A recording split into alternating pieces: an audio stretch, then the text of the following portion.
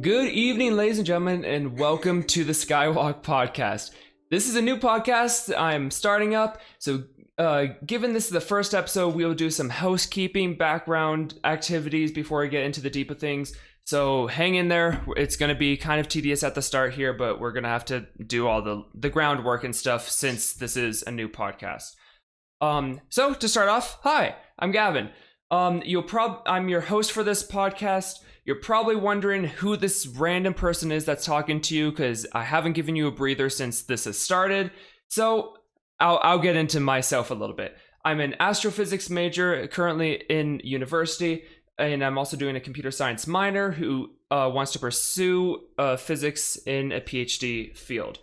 But in my spare time, I do astrophotography, and I really am just a nerd for all things that are space and space related. An understatement. That's true. Also, I'll take this time to introduce my guest. I have with me my friend Jillian. Hello. And then also, you may faintly hear in the background, we do have a live studio audience consisting of one person, Lupe. There she is. So they're gonna help me along on this journey, and we'll give some the colorful commentary along. Oh God. All right, but back to the groundwork. So, you may also know some of the other things that I do. I host another podcast that you can probably find on almost any platform, whether it's Apple Podcasts, Spotify, Google. It's all over the place. I spend way too much time posting it everywhere. But it's called the Hot Cocoa Chats podcast. So if you do know that, great. If not, go check it out. There's the little plug for that one. And that one is it's script free. I find a host. So far, it's only been one guest, or not host, but a guest. And it's just turn on the mic, talk, whatever, go for an hour and enjoy yourselves. Last episode that I did was with a guy named Brad Buell. You may know from his YouTube Saturday. It's weird spelling, but it was a really funny episode. It was one of my favorites, so you should definitely go check that out. Also, I host a gaming YouTube channel called Zombefied, Zombefied. It's kind of spelled weird, but for those that need help spelling it. But yeah, so you should go check that out. It also has accompanying social medias across a bunch of platforms, so definitely go check that out. That's some of the other things that you may know me from, but if not, hopefully you can get more familiar with me instead of just hearing this voice on the end of a microphone and speaker. All right, that's enough about me. If you want to learn more about me, again, go check out the other things that I do, but this is not about that. This is going to be chill, talking about space and space objects in all of their glory. As for the podcast, so as mentioned, and hopefully you saw by the title, if not, I don't know how you found this, but it's the Skywalk podcast. I will spend each episode talking about a different space object. My plan to start off will be going through each of the Messier objects, which I will explain in a second. I will talk about the history of the objects, the history of who discovered it, descriptions, some cultural adaptations and legends and stories, and other information that I deem necessary, such as like how it applies to today's science and whatnot. Every once in a while, though, I will take a step back and we will look at the bigger picture of objects, and I will pick a constellation, and we'll start talking about that. In these special episodes, I'll be joined more so than I am right now with by Jillian. Yes. Yeah. And she'll be our resident astrology person. And so, I can't think of a better title. Well, okay, what do you want the title to be? I don't know. That's a resident astrology person. I don't know, like expert. There we go, no, expert. I don't want to be an expert because people are gonna come for me if I get shit wrong. No. Well, you're now the astrology expert. Oh God. Self-proclaimed astrology expert. That's better. Thank you, Lupe. You know what? That's the right title. So yeah, do you want to talk about anything of what you're going to be doing on those episodes? Well, what I've been informed. Yes. I guess I'm just going to be adding in like some more tidbits, go more in depth, because even though it is a pseudoscience, I will try my best to explain like what it is, the basics, if people don't know. And I think it's going to be entertaining. Okay. Yeah. And also expect that as you could tell by Jillian's voice, I don't believe in astrology, and I fully, wholeheartedly believe in the pseudoness of the science. He's gonna be just mocking me the entire time. I'm gonna be mocking her. She's gonna be trying to shove astrology down my throat, and like, it's gonna be so much bickering. It's gonna be great. But you're used to it. You deal with it on a daily basis. I know, and so do you. But the audience isn't, so it's gonna be a journey for them. God. It's gonna be a lot. Yeah, but it will be fun. It will be great. It will add some nice spice to. Oh yes, I already love this. Spicy. Lupe, oh god. So expect those episodes. I actually think the second episode that I'm gonna do is gonna be that one, just so you guys get the concept of how this podcast series is gonna go. And along with that, make sure to go follow this podcast on Twitter at SkywalkPod. I'll be posting graphics along with when I post the episodes, so that you can understand and get a visual representation of some of the things that I'm going to be talking about, because my guests here will, like, I have the photos, and so I'll be able to show them. And so if I'll try my best to describe things, but if it would be a lot better if you guys just went and followed on Twitter, because then that's also how you can give me feedback on episodes and, stay in touch. All right, so I think that's a good overview of how the podcast is gonna run. So now that we have an understanding of that, we will talk about what the Messier objects actually are. Messier? I think it's French. It's French, so well, you would know more than I would. That's true. I'm gonna say it's Messier, but I can't wait to be absolutely right through the coals by the internet. Oh, I hope you're wrong. Oh yeah. So Charles Messier was born June 26, 1730. So he's an oldie. Yeah, it's like grandpa. Wait, that was. I don't have that was knowledge. Later, Lupe. That was later. Wasn't that like 18? That's not. It's not 1730. It was it's 18. Like late seven. It's like 1780s, 1790s. Exactly. This is before the United States. Oh, I thought you were saying I thought you said the same year. I thought I heard her say the same year. I was like, girl. It's okay. All right, so Charles Messier, not to be confused with when America got their independence, was born in Badonville, France, to Francois Bier-Grand-Blaise and Nicolas Messier, who was a court usher. There is no job title for Francois, probably because it was the 1700s, and I don't imagine women were able to actually hold significant jobs. Of course. Yeah. Back then. Rest in peace. He was actually born the 10th child of what would be 12 children. That's way too many. I know, but don't worry. 6 of them died before they grew up. So so he had a 50% chance, and he won the lottery. So he did survive. He did. So, like, round of applause for him. Good job, Charles Messier.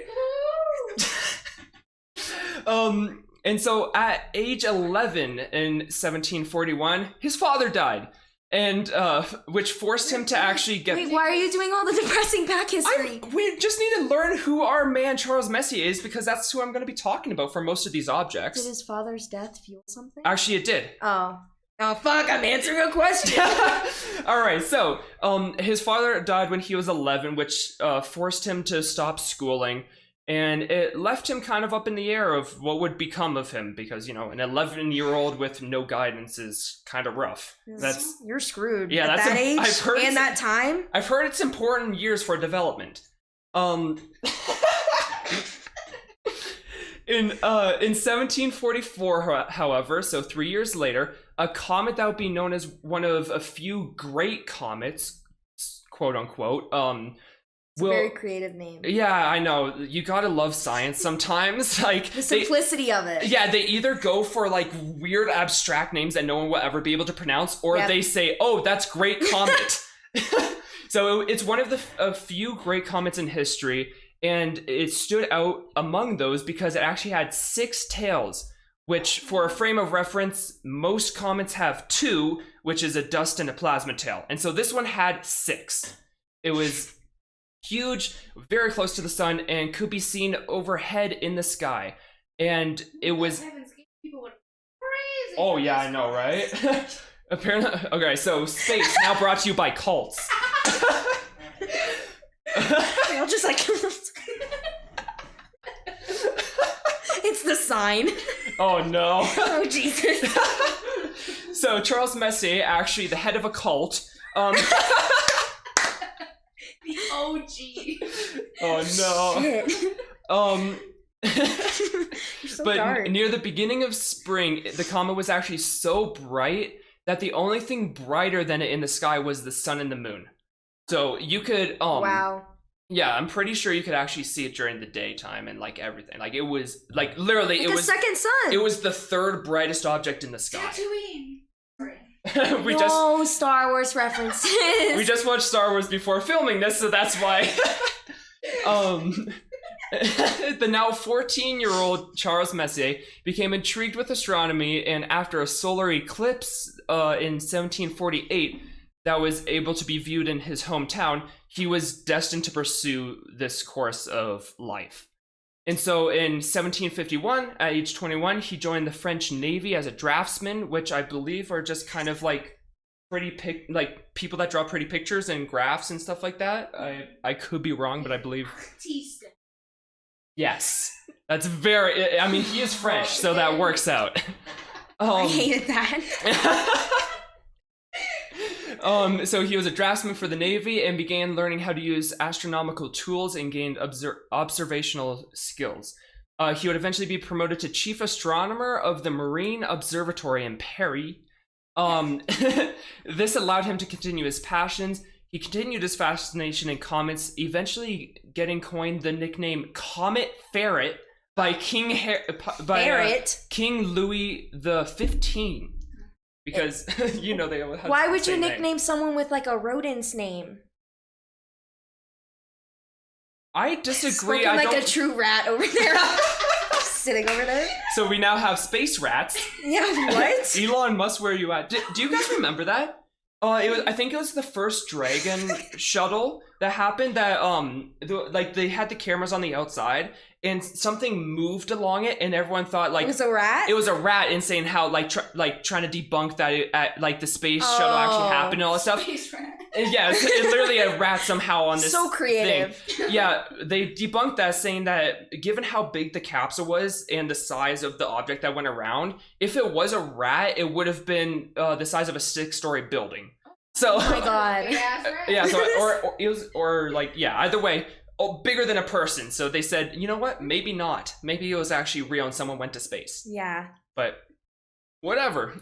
So we now have the Comet Ferret because I don't like that. oh, I know. Don't worry. I'll be sure to bring it up later. No. Oh god. It's not in the script, but I'm gonna put it in the script. Sounds like you. Yeah, I know. In 1758, he noticed a strange cloudy patch in the constellation Taurus while observing a comet, and took note of it to help astronomers not mistaken it for a comet, and started cataloging these other comet-like quote objects to avoid. So basically, this Messier like catalog that he ended up creating was basically at the start just like a yo astronomers, this ain't it. Like Wow. yeah, and so I mean whatever works. So the object he saw is known as NGC 1952, or NGC stands for New General Catalog, basically way to categorize objects.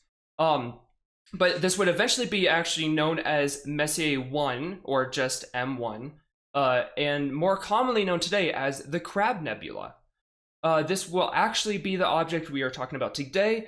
Messier died in 1817, so he lived a pretty decent life. That's almost For like that year. yeah, Jeez. for like 1800s, and he lived what, like 70 years old or something. Yeah. Like that's decent. Messier died in 1817, and by then he had created a list of 103 objects. But the Messier catalog would actually be revised in the 20th century and be up to a total of 110. Oh. I don't know how somehow they revised it and added 7 more objects, but I'm gonna assume like he grouped some objects and they split it Yeah. up into 2 different things, but I don't know. Apparently the 20th century said you're better at your job than you know you were. All right, so that's the backstory that we're gonna need before embarking on this journey through the stars. What was I on when I wrote this? I don't know. That is cringy as hell. No, it's not. It sounds weirdly like Gavin. yeah, yeah, Gee, but thanks. like normal Gavin.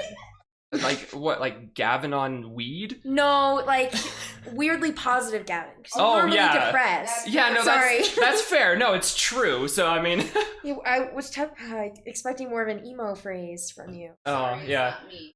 Yeah. So okay, sorry. When we embark on our journey through the vast dark unknown, is that better? Oh, that sounds good. Okay. It's mysterious. So hopefully everyone at this point has made it like consciously understood what I've said, like what we've said, because People are still just caught up on the French pronunciation. oh of yeah, shit. no, I don't They're like, blame what? them. But yeah, so if you guys have made it through all of that and are still coherent and not in a coma somehow, Cookie. I literally have that in the script. I said you are cool and go get yourself a cookie. So Lupe is on the same wavelength as me. Star cookies get bonus points though. They do. If someone's gonna get a cookie and they get a star cookie, I mean it's a Well, space not podcast. like Oreos for you though. You love Oreos. Yeah, like for me, Oreos are good, Yeah. but I mean, Lupe gave me an Oreo earlier I'm today. running out. I just like She stress eats them. It's kind of iconic. I will. okay, but Oreos are great. So I They mean, are. It was the thin vanilla ones though. If I want when I Oh. want double stuffed chocolate. yeah, exactly. Thin golden Oreos are the epitome of Basic. gourmet. They are just. If they could make justice. Oreos in the shape of a Well, you would star, know. that would be king. Yes. Well, that'd be way too much work for them to do that. I know, but it would still be great. Yummy, yummy. Very nice. Well, I mean, yeah. Who's gonna deny a cookie though? Like, who's gonna say no to That's- eating that? that's Give us fair. a cookie. Why are you like quoting children's literature It just when gives she's me a my- teacher? Oh no.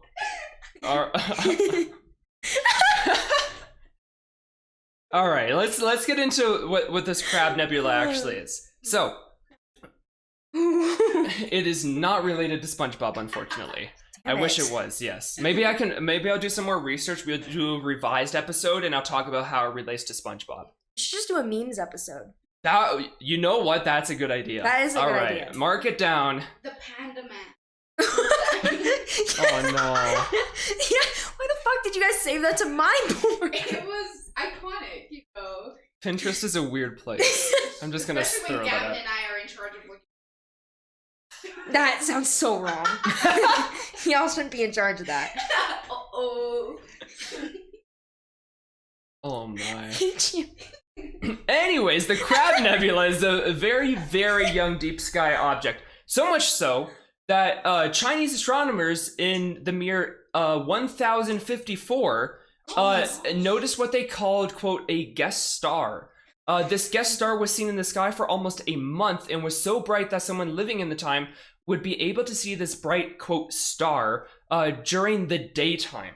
Jeez. That's how bright this was. Is that during the daytime you could look up and be like, "Oh, look, there's a star still." Wait, so like, That's so weird. yeah. Imagine you're in this time. You're walking your kid. Like I don't know. What they do that back then? Like, do they still do play dates? We're gonna say they're taking their kid to. I don't Yeah, know. I don't know. Like maybe they're fetching water with their kid or something. Yes. But like That would that make would sense. make sense. Okay, so you're fetching water with your kid, and like it's freaking high noon, and your kid's just like, "Mom, look at the star," and you're like, "No, honey, there's no. Why is there a star in the daytime?" Like They just simultaneously all die. It's like the dinosaurs. Oh, that's bright. Oh shit, we're dying. Boom. You should teach class. yeah, okay. We're gonna do an episode where Lupe just talks about history. No, she should just explain like scientific shit Yeah, that's true. with your the layman terms. You could do it really well. Yes. That would be great. Okay, We so could just if- be in the background correcting her. yeah, we're gonna I would be love the to just audience. correct her. So okay, so Sorry, if you guys want to see Lupe try to like explain science in plain man's term while the two science hard science Yeah. majors just like sit Sit there in in and agony, let me It's know. the Canadian in her. Oh my. Milk in a bag. Anyways, Just bully him. anyways, either way, that would be concerning in the sky. Whether it's a dinosaur seeing a bright object Yeah. or someone in actual history in 1054 seeing this bright star, quote. What these old astronomers were witnessing was actually barely able to be considered a star anymore. They were witnessing a supernova. For those that don't know what that means, when a star is forming from a stellar nebula, which is basically like just a bunch of cloud of space stuff that ends up being compacted into a star, it has two paths to follow. The first one is what our sun, our star, the sun, chose, which is called an average star. Once it starts dying out, it swells into a red giant. In our case, the sun is actually going to swell 20 times larger than where Earth's orbit is right now. So, that's a big girl. yeah, I know. When the sun dies out, she's going to like engulf where the Earth is. Big chungus. Yeah, Mars is about to get like California beachfront property to the sun. Oh my god. Yeah, so that's what happens with that, and then it goes poof into a planetary nebula. I lost all track of where I was. Into a planetary nebula of beautiful colors, leaving behind what is known as a white dwarf, which is basically just like this little. Wait, we learned about this. Yeah, and then the other path. Wait, white dwarf. Dwarf.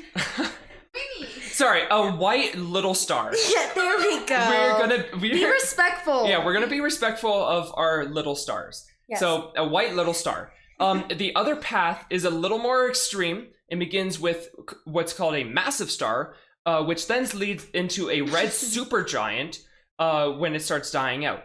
When the star can't contain itself anymore, it explodes into an extraordinarily blinding white blast known as a supernova, leaving behind either a neutron star, which I will talk about more a little bit later, or a black hole. Yeah. So, yeah, I'm sure people know what a black hole is. Either way, not good, and it's quite literally creepy and just destroys anything. It like engulfs things. But in this case, astronomers were witnessing a supernova explosion that at the time was over 65,000 years old. They were witnessing something that was older than like human history. Ew. It's a weird concept. So why so old? I will explain that question actually. So the Crab Nebula is. I'm sorry. Yes, I'm the resident grandfather of the group. You are. You need your morning time, the bagel. Oh my. It's just everything. Yeah, Sorry. just continue. roast me harder. I'm sorry. I'm sorry. So the Crab Nebula is known to be exactly 6,523 light years away from Earth, meaning that it takes light 6,523 years to travel that distance. So if someone like turned on a flashlight and turned it off, it would take 6,523 years for someone, if they were looking at that object, to see flicker. Like, yeah. So that's why what the astronomers were seeing was actually an ancient explosion that happened 6,500 years earlier. I hate that. That's so trippy. Time and speed is a weird concept when it comes to space things. And that's why like this is relatively young, because this was only 1,000 years ago. Right. Which is a weird concept for human life, but luckily for us, since it's a very close object to Earth, 6,500 light years away is not that far in space terms. This supernova left behind a neutron star, so we should have nothing to worry about. Yeah, that's good. What we should worry about is the other black hole that, when researching this, our closest black hole is only 3,000 light years away. So I mean that might be concerning. Lovely. So that's half the distance to the Crab Nebula. Somewhere there's like a small little black hole just floating around doing its thing. But at least there's not a second one, right? Oh my god. There's a second one. No. Oh. Yeah, I thought it was gonna lead into another intro, like, hey guys, that there's would another have been one. great, but no, we should be fine. I don't like this shit. It's not reassuring. It's fine. After the object grew dim from the daytime sky, it became only visible in the nighttime sky for probably another year or two. People lost interest, and there's no more record from this event until 1731. So that's like 700 years later. 1738. Very close, but yes. No. When it was recorded by an English amateur astronomer known as John Bevis. Why do you have to put amateur in there? I don't know. That's just the source I got my information from. Said he was an amateur. Because but he found something, right? Yeah, but Oh, shut up. but literally the next sentence, at this time, nothing beyond this noted happened. Oh. So basically this like amateur noticed this and was like, Didn't oh know. hey, that's a thing, and everyone said or he didn't actually publish it or anything. That is until 1758 when our man Charles Messier, yes, he's back. The Comet Ferret. Frenchman. Comet Ferret is back. Oh god. Um No. he stumbled upon it, like previously talked about, when and then it became known as M1. It actually wasn't until 1844 when astronomer William Parsons observed M1 in Ireland and thought, you know what that looks like? A crab.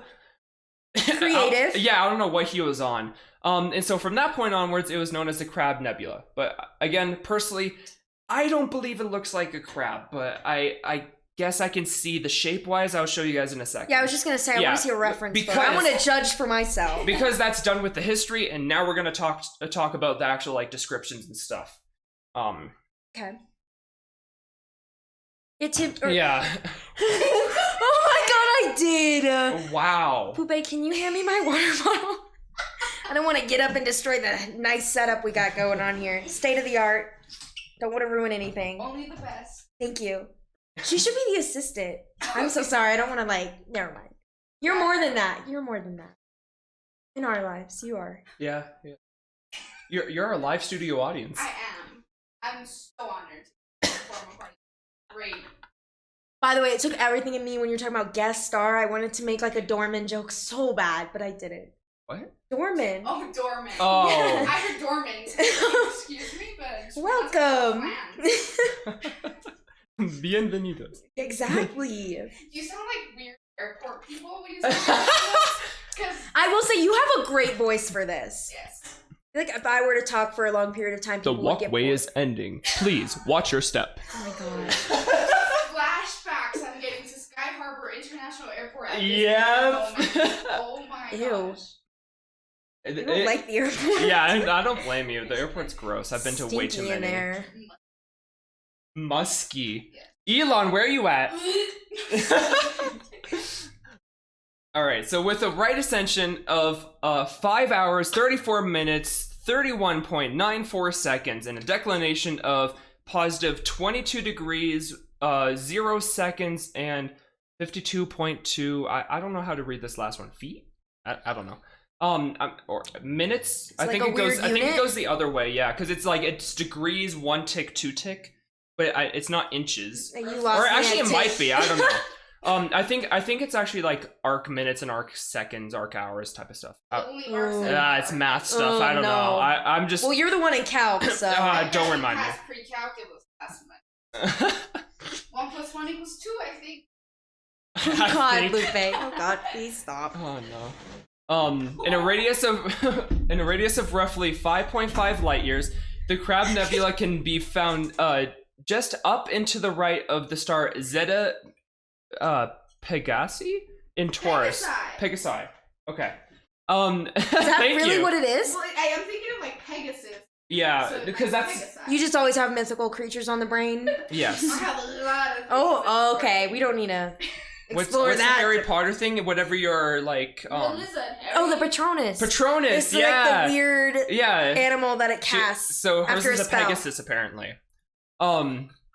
Given that the Orion Nebula is standing upright, I'm using Orion as a reference as well as Taurus. Wait.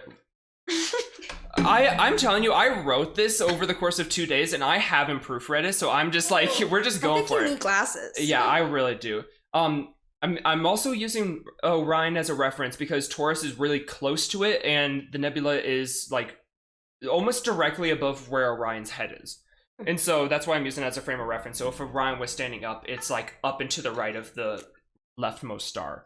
Alternatively, if you know what Taurus looks like, the constellation, right above his right horn, or so stage right, hour left, however you go, and in between the two horns.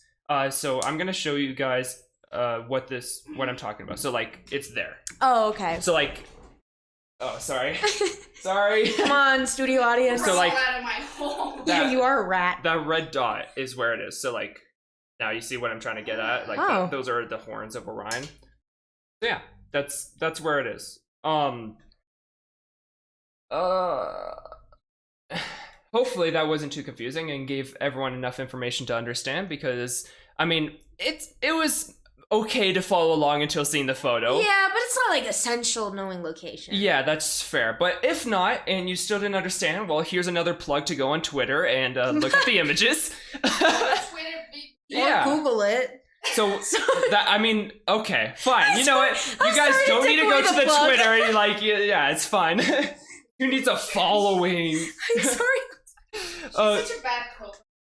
Yeah, Luca, do you want to take the seat? Welcome, everybody. My God, stop He's with the the doorman. welcome. But what does M1 actually look like? Well, if you head over to the Skywalk podcast on Twitter, Sorry, you can look at the very nice image of the Crab Nebula along with other informations and graphics, such as our man Charles Messi, which is this ugly that look. was the dapper gentleman. That's the dapper gentleman. It's We Charles love Messi. his hair. And so I'll show you guys now. That's what the Crab Nebula looks like. Doesn't even look like a I crab. don't see a crab. Just like a giant explosion. Yeah, and so remember that image. Very descriptive. Thank you. I try.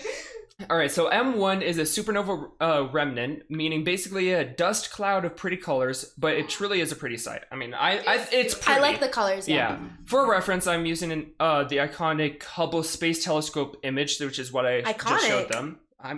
Okay. You're picking up our vocab. Yes. It is a circular but more kind of oblong shaped, which is why people say that it's almost crab shaped, probably because the shell is like oblong. I would say oval. Yeah, I know. Like, making it easy. Why can't it be the egg nebula? Exactly. That makes more But sense. does that sound attractive or like interesting? No one's gonna look egg nebula. Crab sounds interesting. It does. Right? So like you That's go to fair. look at pictures. The Are we Red Lobster expecting, Nebula. Like, oh my. There's just like a Red Lobster sign in space. It's just like a promo. It's an advertisement. Yes. I love it. So the central part of the nebula has a baby blue glowing, radiating from it, and the kind of streaks of dust that are expanding from the center of where the explosion happened has a green and kind of orangey red color to it, and it mixes in some places and kind of has a cool effect.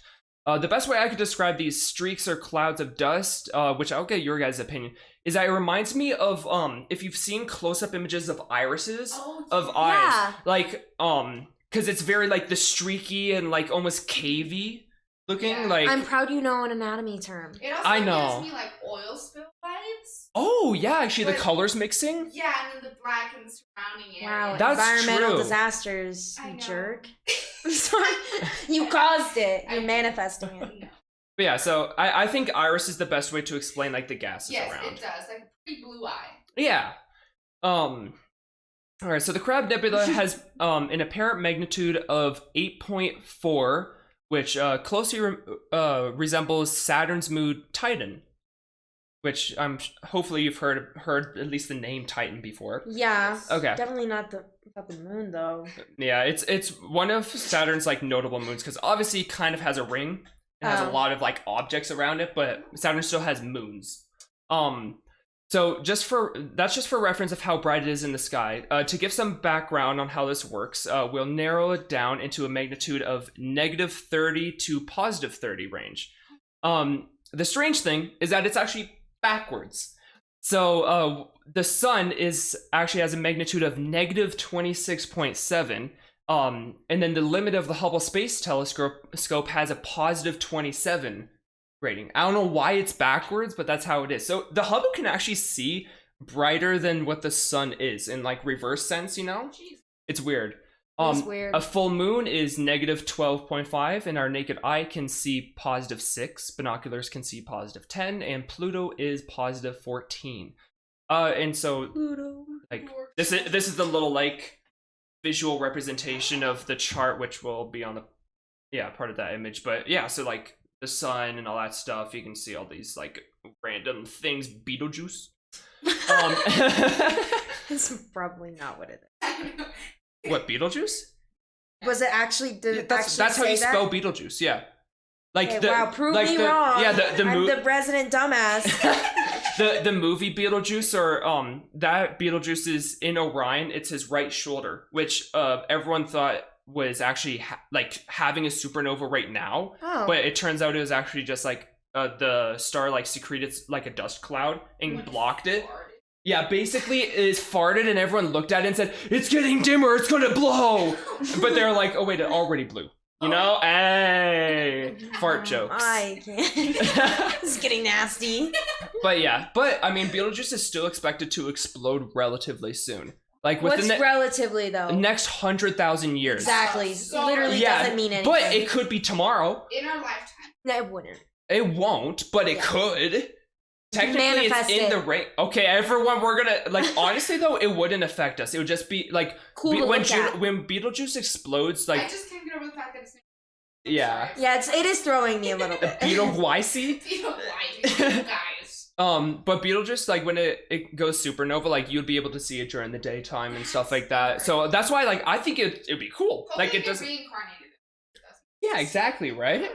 But anyway, so that's how that works. So basically this nebula is bright enough that if you had good quality binoculars, the one stalkers use, guys. Do your research. Exactly. So get yourself some stalker binoculars, and then make sure you're not like downtown LA where you're not going to see anything besides just your disappointment. And then you could and you have a steady hand, you could probably actually see this with your naked eye just through binoculars, because it's actually pretty decent. Yeah.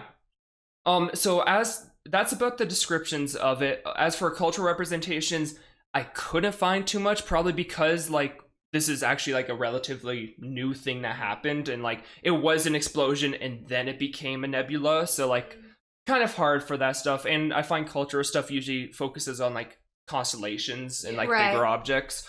But once again, you can find this image on Twitter, and I will show you guys right now. It is this image. Which is where was that? Well, I will tell you. Glad you asked. Yeah, perfect. We didn't plan that. So I found it's ancient art in Chaco Canyon, New Mexico.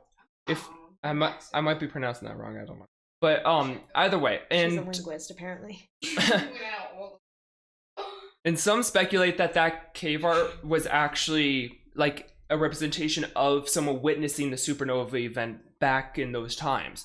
So I'm gonna call it cave art. I don't know if it's technically, because it's not in a cave, but whatever. I'm gonna call it cave art. Ancient art. Indigenous art. There we go. Indigenous art. Is very simple and made of reddish brown paint on the side and on a yellow tinged rock. It consists of 3 symbols: a handprint, a crescent moon that's upside down. So like the part that's visible is covering the top, and the bottom side is hollow.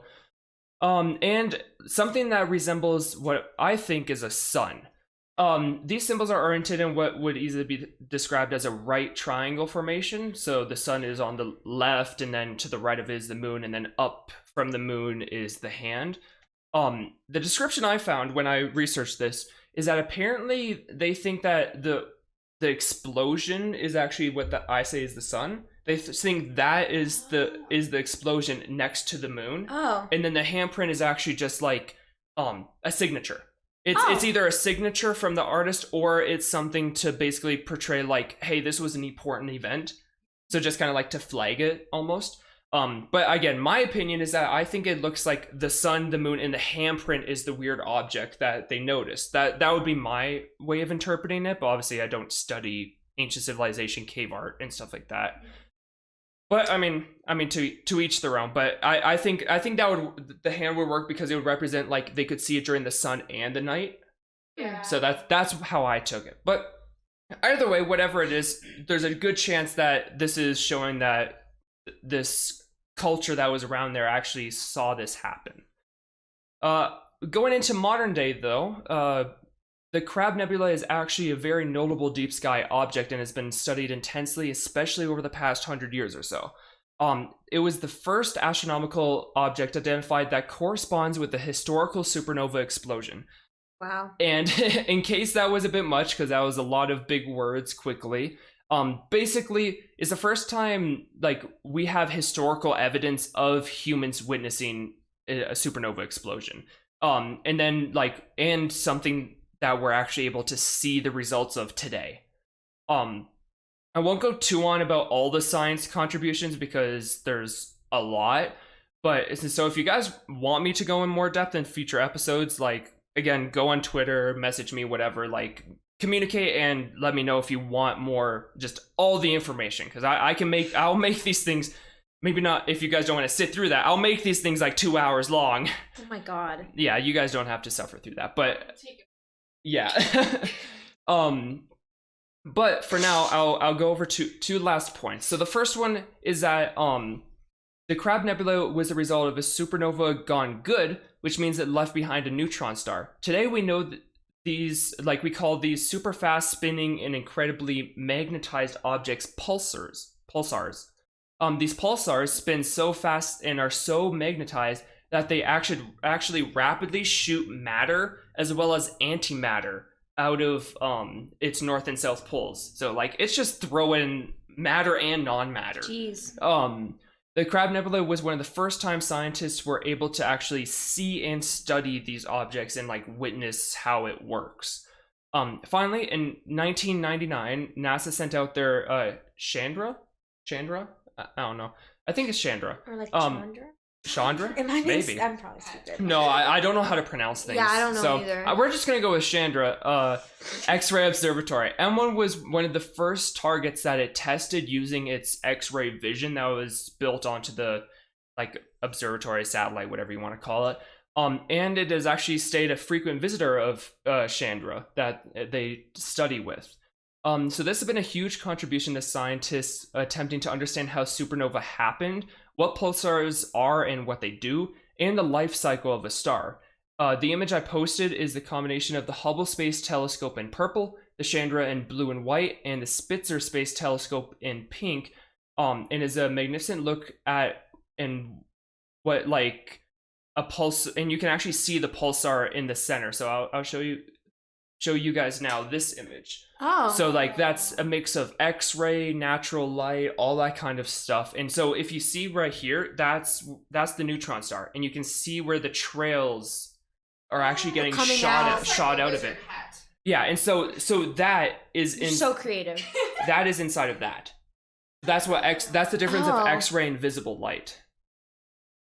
And so that's so many things. But it actually does. It looks like is it Phantasma? Mickey Mouse hat? Oh. You know what I'm talking about? The Mickey Mouse magic hat? Oh, yeah. That's what it looks the like. Shape of it? I was trying to figure that out. But yeah. So that's the other notable thing that happened because of this object. So that has been your guide into the magnificent object that is Messier 1, or the Crab Nebula. This is one that I've not looked too heavily into before writing the script for this episode, actually. And I do astrophotography in my spare time, and I know that after researching all of this and seeing the image, and I'm gonna capture this in the future because it looks like a really fun object to look at and stuff, and I want my own version of it, you know? Right. But all in all, I don't think this was a horrible first episode. It was pretty interesting. Yeah. I learned stuff. Yeah? Didn't really understand a lot of it, but I learned. Yeah, and there was a lot of crackhead energy. This is what It's we 'cause get it's for filmed doing at this. night. Yeah, it's 11 o'clock at night. Okay, but this is my prime time.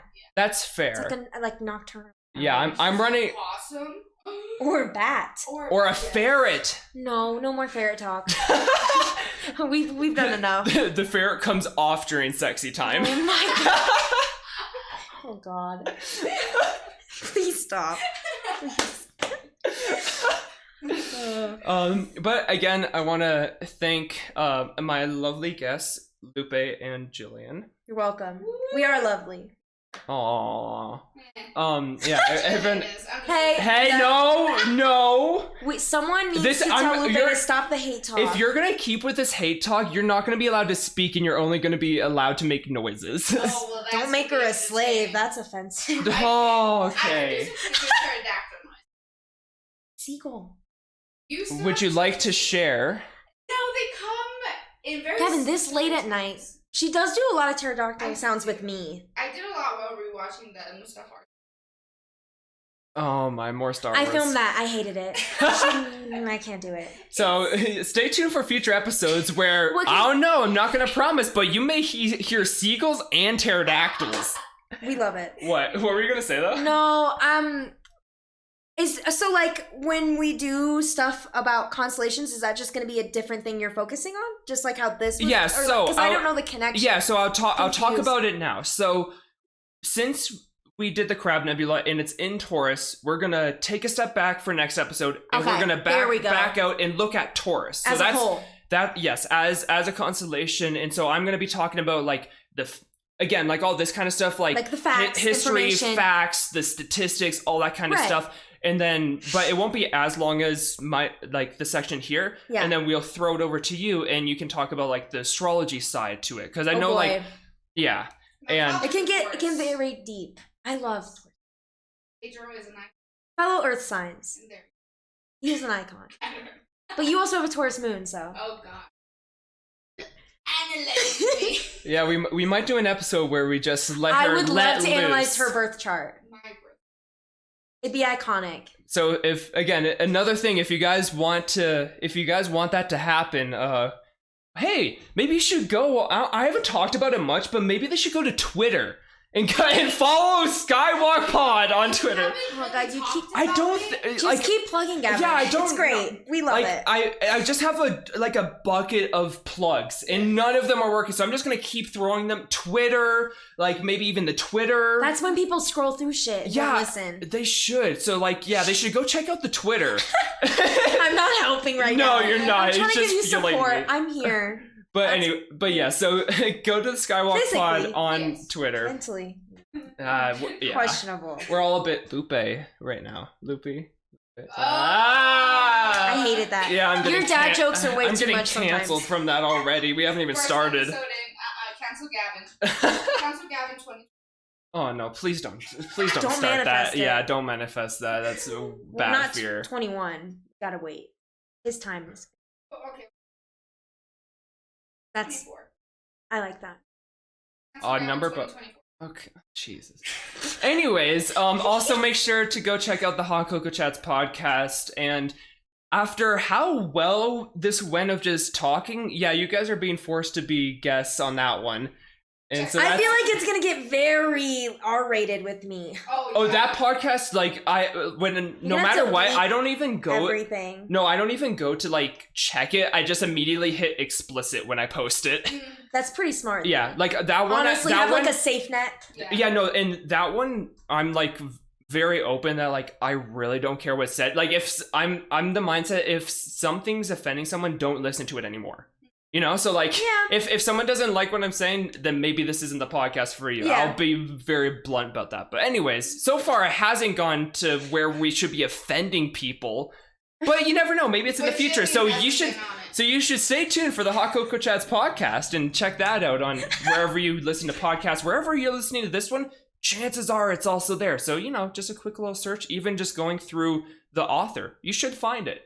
Unless I did that wrong and then the author doesn't work, so maybe don't listen to me. Who knows? But also go check out. You're pretty tech savvy though, so. Yeah. 13 I don't know which one to look at. It is very confusing. Yeah, luckily there's only one. So go check out Zombefied on YouTube if you need your gaming fix as well. And I mean, there might be another podcast in the works as well that I'm not going to talk about right now, but Scary Skeleton. Yes, we're actually going to be reviewing JonTron videos. Oh my, that's a throwback, isn't it? Mm-hmm. But anyways, we're gonna get out of your hair. Make sure to do all the things, rate 5 stars, comment, tweet at me, all that kind of stuff, guys. And even if they're insults, tweet at him. Yes, honestly, I'll take it. Right now, I'll take it. He needs all the exposure. That exposure is still exposure. It is. You're starting to sound like James Charles. Calm down. Oh no. Sisters, okay, you know what? Sisters. I'm gonna cancel myself. You should though. That's like a good thing to do. Gotta know when to jump ahead. Speaking of when to stop, do you guys have anything else to say before we wrap this up? I apologize in advance if I offend anybody. I apologize for having to hear your voice. Why did you make it Yeah, awkward? okay, so Lupe's the best part of this podcast. We can all agree with that. Okay, whoa, So. excuse me. So you're an icon. Thank you. Anyways, this has been a I love very how he long doesn't, like, add to this anything. has been a very long episode. They're not gonna all be like this. They're gonna be shorter than this. I just had to get through all that intro stuff at the beginning because Right. that's how And that's then how all it works. the plugs that took at least 20 minutes max. No, that's not going away, don't worry. Oh god. Yeah, like I mean, yay! I can basically monetize myself with how much advertisement I'm giving myself. But anyways, guys. How much commission are we getting? Okay, that's a comment for Yeah, thank you guys. I need to I didn't even think money. Wow, you greedy bitch. Oops, I've just exposed myself. It is. You are a Taurus. Jeez. Oh, God. our fucking nonprofit greedy. podcast. Greedy. Icon. All right. So we're gonna see you guys all in the next episode. See ya. Bye. Adios.